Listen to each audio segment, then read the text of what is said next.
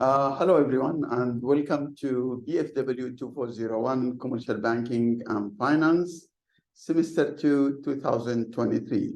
This is an introductory video to explain the unit and learning objectives, assessment, and other issues that we will encounter during this semester.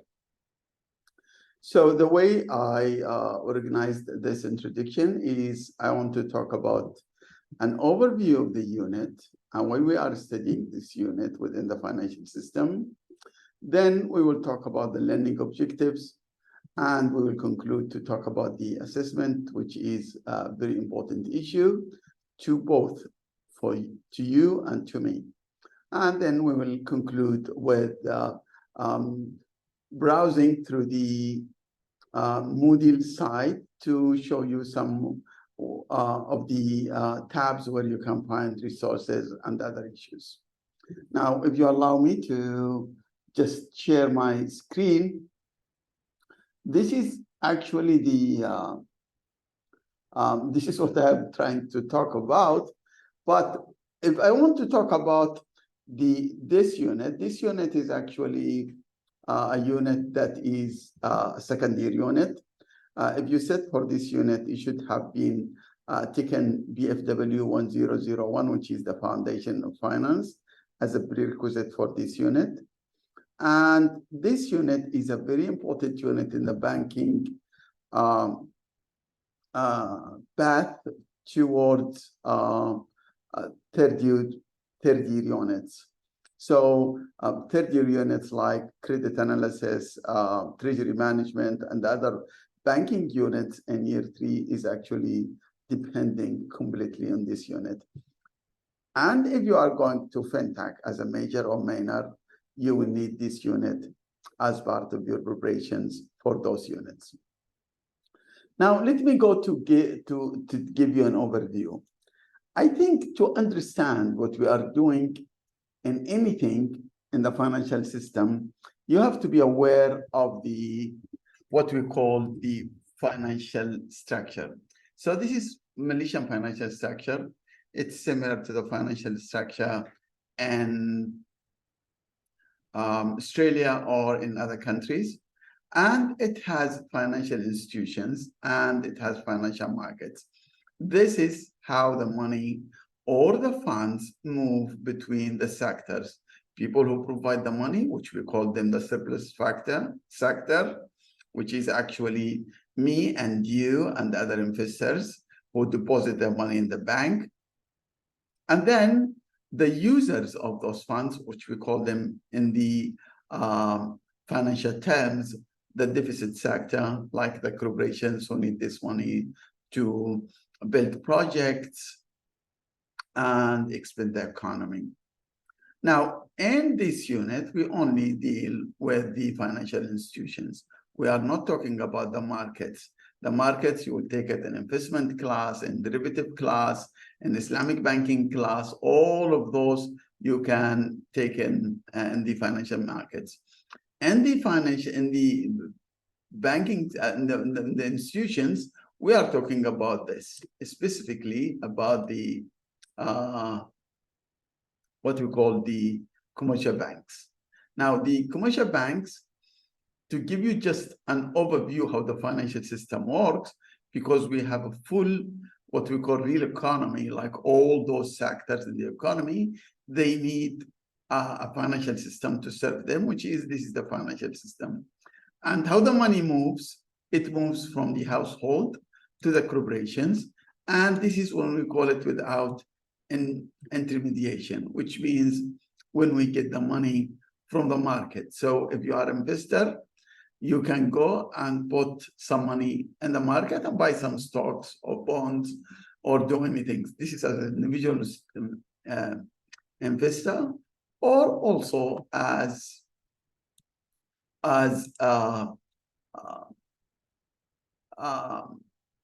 institutional investor like mutual funds or other corporations. But we are not actually talking about this, which is the without intermediation. This one, you can actually take it off from my unit. And we are talking actually with this one. So no intermediation, we are talking about with intermediation. So we have households and we have corporations, but we have somebody or someone or a middleman in the middle called the financial institutions, banks. Now, all of this, we will talk about it in week 1, but this is the whole concept, how it works. So the money will go from me and you to the financial institutions who work as asset transformer, and the financial institution like banks will give it to the corporations. They will give the cash to the corporation and they will receive their equity and debt like bonds, and they will get return of this. They take this return in this pool and started to distribute it to us in this deposit account and insurance policies if we are actually insurance company. Now, this is the whole concept. The problem is this financial institution, and this is why this unit comes to the picture, to run this middle or what we call intermediary, financial intermediary, under what we call the financial intermediation theory, it's a big work. It's a big work. There is so many risks involved. And therefore, in these units, we want to know what are the learning objectives. Just to do this intermediation and to explain it clearly, we, a unit like commercial banking and finance, we talk about financial institutions, specifically commercial banks, which represent 60% of the institutions, has to go, we have to study it. And therefore, this unit was scheduled like this. So as you can see, this is our learning objectives. There are 6 learning objectives, but mainly we want to study the risks involved when you do intermediation. We want to study the bank performance. We want to study how to manage those risks, and we want to study the regulations. So it's 4 concepts. We want to study the financial institution specialness and why they are so good in doing this, and why we don't go to the market and we decide to go to the institutions. For example, instead of buying stocks or bonds, why go there and not buying stocks and bonds and get return from that, like dividends and others? But I prefer to go to the financial institution like a bank and put my money as a fixed deposit or a saving account or in any fund that the bank runs, and then receive some return. Why we do that? Because those financial institutions are special. So this is in week 1. Then in week 2, 3, 5, 6, 7, 8, 9, 10, and 11, we will talk about the risks. And after that, when we talk about the risk, we talk about it in a very, very structured way. Let me just show you what we do. So as you can see here, this is my unit. This is the financial institutions. So there is so many risks which are coming from here, from running this corporation to here. So it becomes like here, all those risks are there. I will give you an example. When I give a loan, the money of this loan is coming from where? They are coming from the depositors, from my money or your money or some other investor who are interested to put money in the bank. I give it as a loan, and I can receive a deposit or fixed deposit for 1 year. I can receive it for 1 month. I can receive it for 3 months. You can have those different short-term deposits. But when I invest the money, I will invest it in a very long term, like a business loans for 7 years, a housing loans for 25 to 30 years, a car loans, it can be 5 years, 7 years, 9 years. Now, the problem with this is the risk that I will have to encounter And this transmission of the deposit, the short-term deposit to the long-term asset, is that the borrowers may not pay me. Now, if they don't repay me in time, or if they don't pay me complete, like the principal and the interest, I go under one risk called credit risk. Just an example. So credit risk in this case, I want to define it. What is credit risk? And this is what we are going to do in the 11 weeks. What is the credit risk as one of the risks which we will study it in week 7 and 8? Then it is the defaulting. We know now it's the defaulting. And when we know that it's the defaulting, we want to measure it, which means how much is this credit risk? How many people of our all loans, either whether we invest in loans or securities as a bank or do any other things, if we don't receive our money, we want to know how much we are losing. We call it credit risk. So this is called measurement. And there are so many models to measure those risks. And it can become very overwhelming in understanding how to measure credit risk. I'm just now talking about credit risk, but you can talk about so many other risks. And if I know how much is it, so I know what is it, which is the defaulting. I know how much is it going to be next year because I'm doing down planning.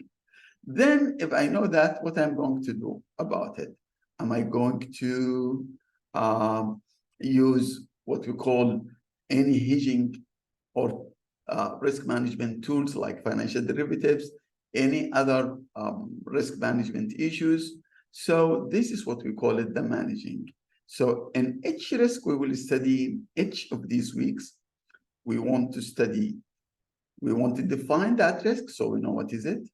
We want to measure it. And number 3, we want to manage it.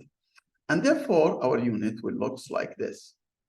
As you can see, this is the financial intermediation, and this is all the weeks. As you can see, we study the interest rate risk, we study the liquidity risk, we will study the credit risk, we study the market risk, we study the foreign exchange risk, the capital risk, the sovereign risk, which means when we invest in other countries, and then we're studying the regulation. So the weeks actually are breaking down to all those issues. So this is the whole concept of this unit, and I will try to explain it as we progress in this unit. Now, if you allow me, let me go a little bit to the unit. And this is actually our unit. So if you can browse through this, you can see the overview. And the overview here, we have the description of the unit. And then we have the learning objectives, which, as I told you, there are 6 learning objectives translated to 4 concepts, which is the spatialness, the performance, the risk matrix, and the regulation. And then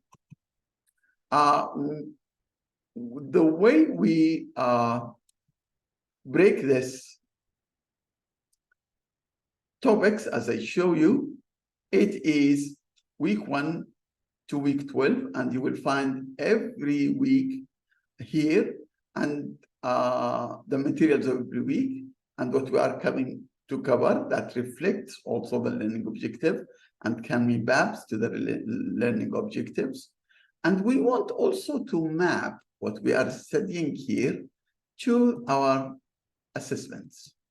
So as you can see, we have 3 assessments, and let me tell you what are those assessments. So this is the assessments we have. Just to make it clear, this is the 3 assessments. We have assignment 1, and it will be 30%, assignment 2, 30%, and assignment 3, which is 40%.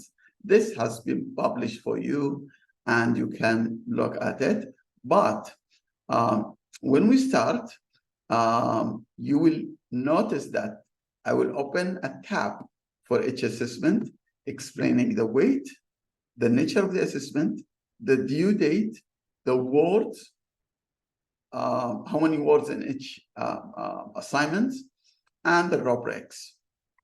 And this is the learning objectives. As you can see, now mapping the topics to the assignments, and then mapping the assignments to the learning objectives. So we have now a full loop that is closed within this process. And this is how we are going to do it.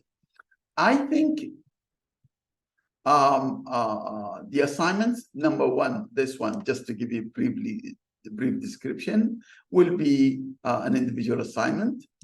And this is another individual assignment. And this is a group assignment for students. And if necessary, we can make it 5 students, but usually we'll try to make it 4 students.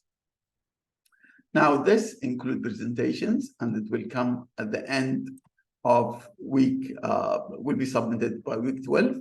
This will be submitted in week 5, and this will be submitted in week 9. This is actually some type of problem-solving issues, but this one is a theoretical issues with some problem-solving issues, and this one will be a comprehensive one, which is actually we'll try to cover from week 1 to week 12 on this assignment, and hopefully everybody will enjoy it, and we will reflect this in our tutorials and the lectures that will be recorded. Now, maybe I am done here. I just want to show you who are us. So the teaching team is actually myself. And let me give you some background about me and also about Sifa Komar, who is teaching with me for the 2nd semester. I've been teaching this unit for almost now 10 years. I go through too many, this unit has been progressed so extensively, and we have changed the book, we have changed the materials, and now we are evolving so many items from FinTech within this unit, so it fits your requirements for the future and when you go for the workplace. I have taught so many units and the undergrad and the graduate level. As industry experience, I was a banker. I work in business. I used it to be a CEO for some of the companies. I used to be a general manager. So I think me and Sifa are experienced enough to help you in this unit. Mr. Sifa was a banker, and he used to work here in different departments and Bank Agricole and Kiel. So he's actually experienced in banking, and hopefully me and him, we will make some type of Siva and I may make a very good team to conduct this unit, and this actually depends on how much you will help us, how much you will interact with us. We will do our best.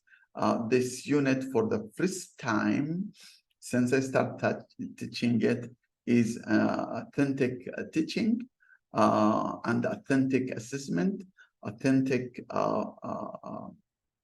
delivery, which means we will try to connect the live, what's happening in the business arena with what we are studying in class. And I think I have clear idea how we can do this. This is for me and for this introduction of this unit. We will talk about it in the tutorials. I will also ask Sifa to talk to you about it.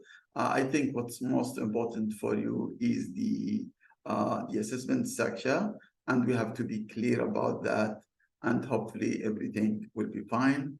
We will enjoy this semester. We will have a nice one and a good one. One more thing, just before I conclude, we have plenty of resources. I have an old book. I have a link to it. We are not using books in Monash now. We depend on open resources, which means you have to explore online and get all this information. But we will provide you also with some links to those parties who are involved in the banking industry. We will also provide you with materials. We will guide you during the preparing your assessment, and hopefully everything will be okay. I want to conclude now, and I want to thank you very much. And I will see you in class, and we will continue the discussion. Thank you, and have a great day.